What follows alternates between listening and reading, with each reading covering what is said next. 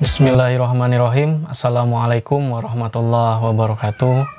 Robbi sholli shodri wa yassirli amri wahlul 'uqdatam min lisani yafqahu qouli.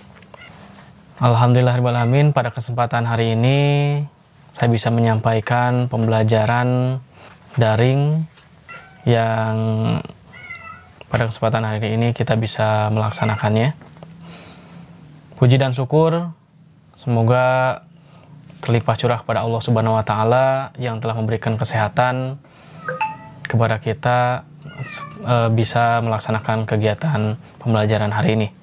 Shalawat beserta salam semoga terlimpah curah kepada baginda alam, yakni Habibana wa Nabiyana Muhammad sallallahu alaihi wasallam. Pada kesempatan hari ini saya akan menyampaikan pembelajaran yaitu materi pokok iman kepada malaikat-malaikat Allah. Materi pokok yaitu yang pertama makna beriman kepada malaikat Allah, yang kedua yaitu mengenal malaikat Allah dan tugas-tugasnya.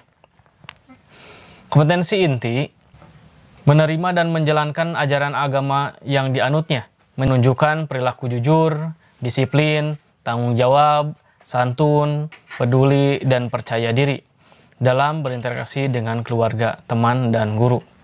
Anak-anakku sekalian, marilah kita masuk ke dalam materi pembelajaran yang sudah Bapak kirimkan dalam video tersebut.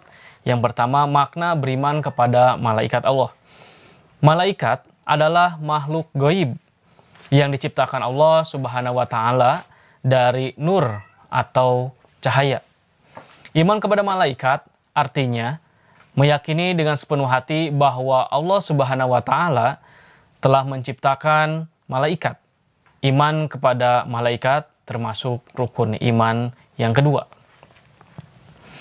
Malaikat diciptakan khusus untuk melaksanakan perintah Allah Subhanahu wa taala. Malaikat itu bukan laki-laki dan bukan perempuan. Mereka tidak punya nafsu, tidak makan, tidak minum, dan tidak tidur. Malaikat merupakan makhluk Allah yang paling taat, dan setan merupakan makhluk Allah yang paling ingkar. Sedangkan manusia dan jin merupakan makhluk Allah Subhanahu wa taala yang sebagian taat dan sebagian ingkar. Mengenai malaikat Allah Subhanahu wa taala dan tugas-tugasnya. Yang pertama yaitu malaikat Jibril bertugas menyampaikan wahyu kepada nabi dan rasulnya. Yang kedua, malaikat Mikail bertugas membagikan rizki dan menurunkan hujan. Yang ketiga, malaikat Israfil bertugas meniup sangkakala atau trompet pada hari kiamat. Yang keempat yaitu malaikat Israel bertugas mencabut nyawa. Yang kelima, malaikat Munkar bertugas menanyai ruh manusia di alam kubur. Keenam, malaikat Nakir bertugas menanyai ruh manusia di alam kubur. Ketujuh, malaikat Raqib bertugas mencatat amal baik manusia. 8. Malaikat Atid bertugas mencatat amal buruk manusia. 9. Malaikat Malik bertugas menjaga neraka. 10. Malaikat Ridwan bertugas menjaga surga. Menerima keberadaan malaikat Allah Subhanahu wa taala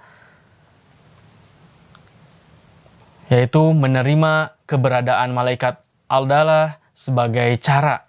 Yang pertama, keyakinan yang pasti bahwa setiap saat kita takut dan ingat kepada Allah Subhanahu wa taala karena ada malaikat yang mencatat perbuatan kita dan Allah.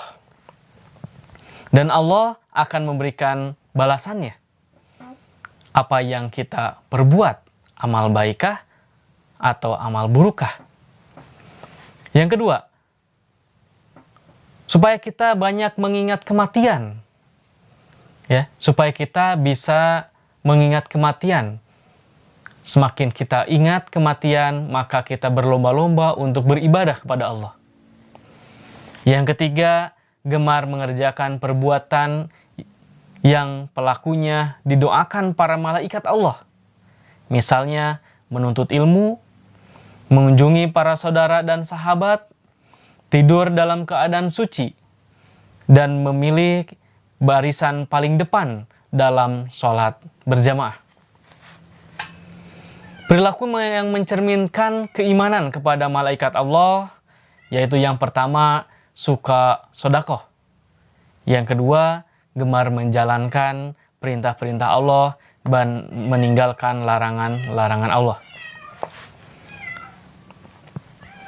Pendekatan model dan metode pendekatan yaitu scientific. Modelnya inquiry learning. Yang ketiga, metode tanya jawab dan diskusi pemberian tugas. Sekian materi mengenai malaikat Allah. Ya, semoga anak-anak sekalian bisa memahami apa yang saya jelaskan. Terima kasih sudah memperhatikan video saya.